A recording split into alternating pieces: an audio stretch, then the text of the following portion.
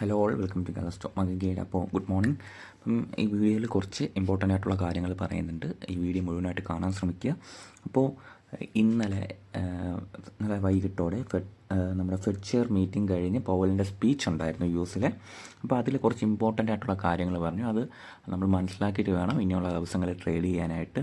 അപ്പോൾ യു.എസ് ഇപ്പം യു.എസിലെ fed rate സ്പീച്ചും കാര്യങ്ങളായിട്ട് ബന്ധപ്പെട്ട് നമ്മൾ എന്താണ് ഇത്രയ്ക്ക് കാര്യങ്ങൾ മനസ്സിലാക്കേണ്ടതെന്ന് ചോദിച്ചാൽ, അവിടുത്തെ എല്ലാ കാര്യങ്ങളും ഇവൻറ്റ്സും നമ്മൾ ഗ്ലോബലി എല്ലാ മാർക്കറ്റിനെയും എഫക്റ്റ് ചെയ്യും എന്നുള്ള സത്യാവസ്ഥ.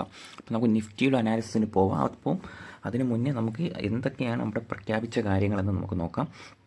എന്തായാലും യു.എസിലെ അൺഎംപ്ലോയ്മെൻറ്റ് റേറ്റ് വളരെ കൂടുതലാണ്. ആൻഡ് കൂടുതൽ എംപ്ലോയ്മെൻറ്റ്സ് വരുന്ന ദിവസങ്ങളിൽ നഷ്ടപ്പെടാൻ സാധ്യതയുണ്ടെന്നുള്ളൊരു കാര്യം സൂചിപ്പിച്ചിട്ടുണ്ട്.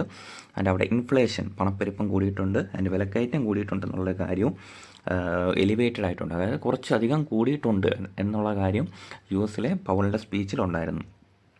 മോഡറേറ്റ് എക്കണോമിക് ആക്ടിവിറ്റീസും അല്ലെങ്കിൽ ഗ്രോത്തുമാണ് ഉണ്ടായിട്ടുള്ളത്. പിന്നെ ജോബ് ക്രിയേഷൻ, അതായത് യു.എസിലെ ജോബ് ക്രിയേഷനും ഒരു ബ്രേക്ക് ഈവൻ റേറ്റിലാണ്.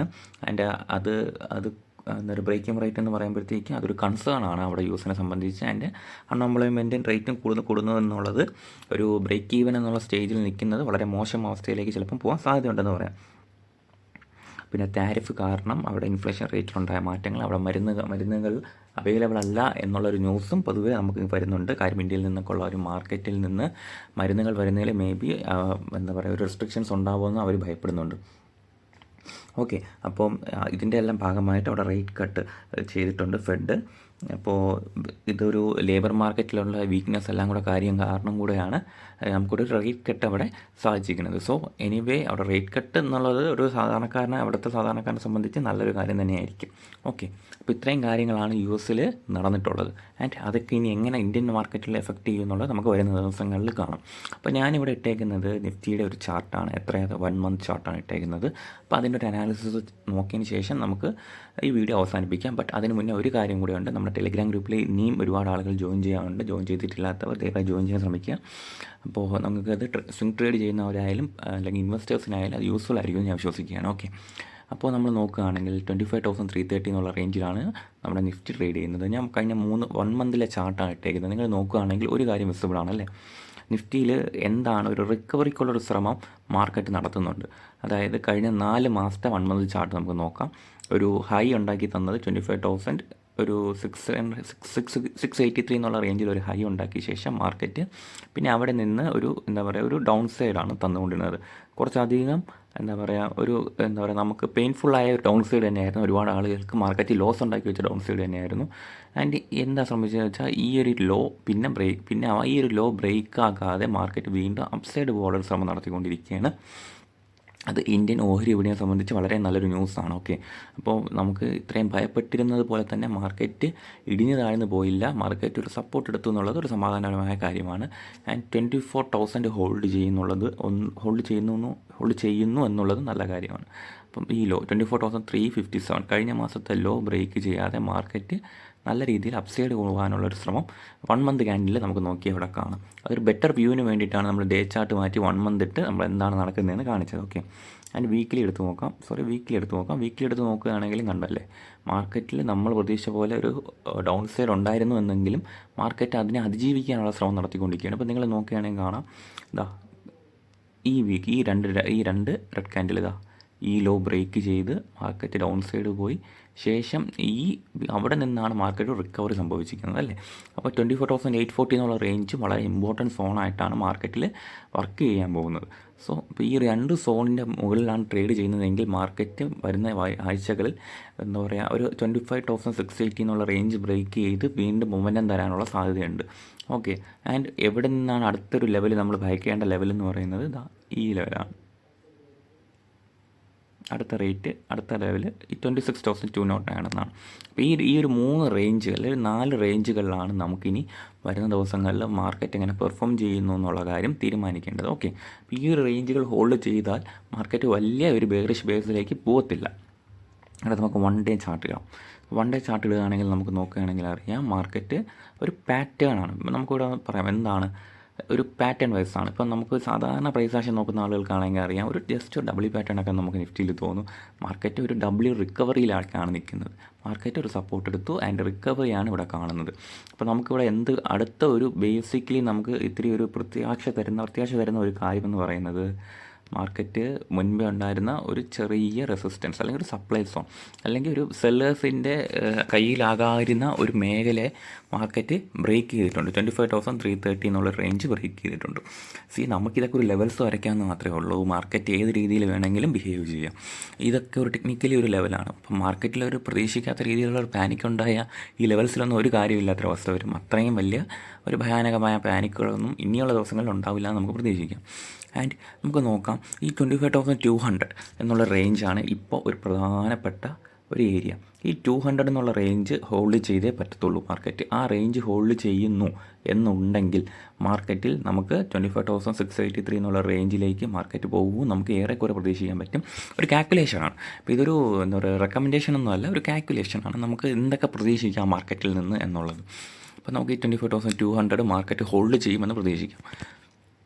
ഇവിടെ നോക്കുകയാണെങ്കിൽ നമുക്കറിയാം, ഒറ്റയടിക്കല്ല മാർക്കറ്റ് ഈ 25,200 എന്നുള്ള റേഞ്ച് ബ്രേക്ക് ചെയ്തത്. മാർക്കറ്റിൽ അവിടെ നടന്ന ഒരു പാറ്റേൺ ബിഹേവിയർ നമുക്ക് നോക്കണം.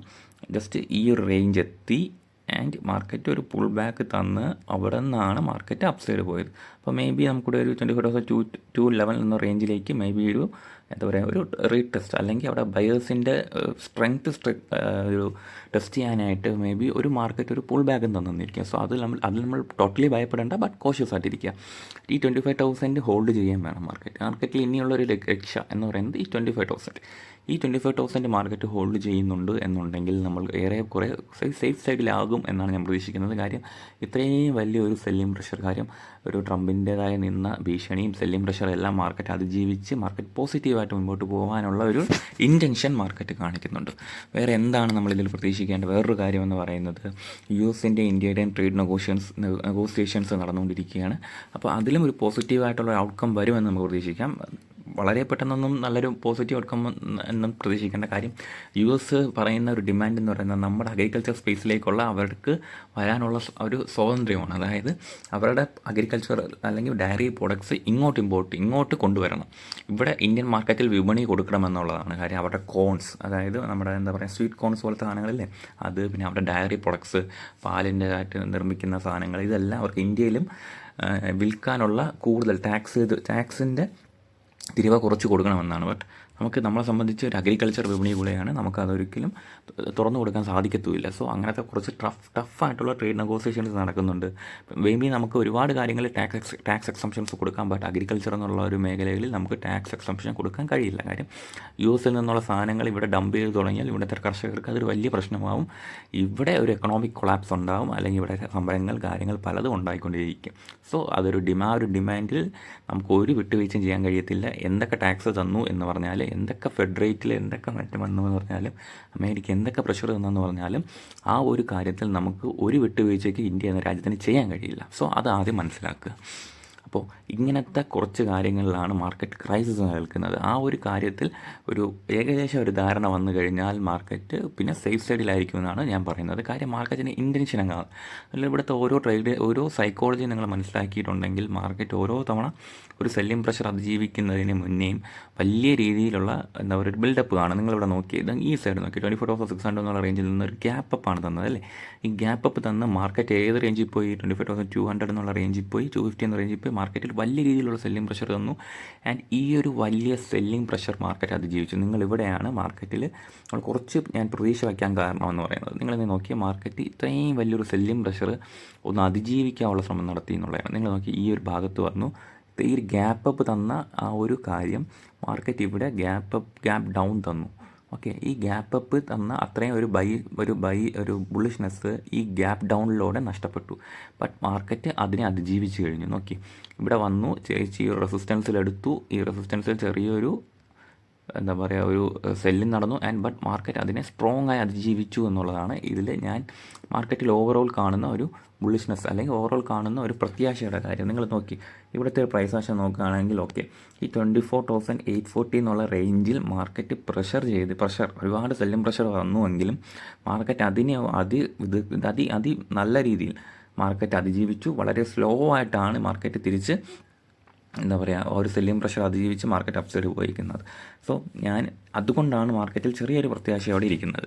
അപ്പം ഇതെല്ലാം തകിടം മറിയാം ഒരു വല്ലാതെ ഒരു പാനിക് ഉണ്ടായാൽ. ബട്ട് നിലവിൽ ഓക്കെയാണ് മാർക്കറ്റിൽ. ആ ഒരു സൈക്കോളജി പരമായി ചിന്തിക്കുകയാണെങ്കിൽ മാർക്കറ്റിൽ ഇപ്പോൾ ഓക്കെയാണ്.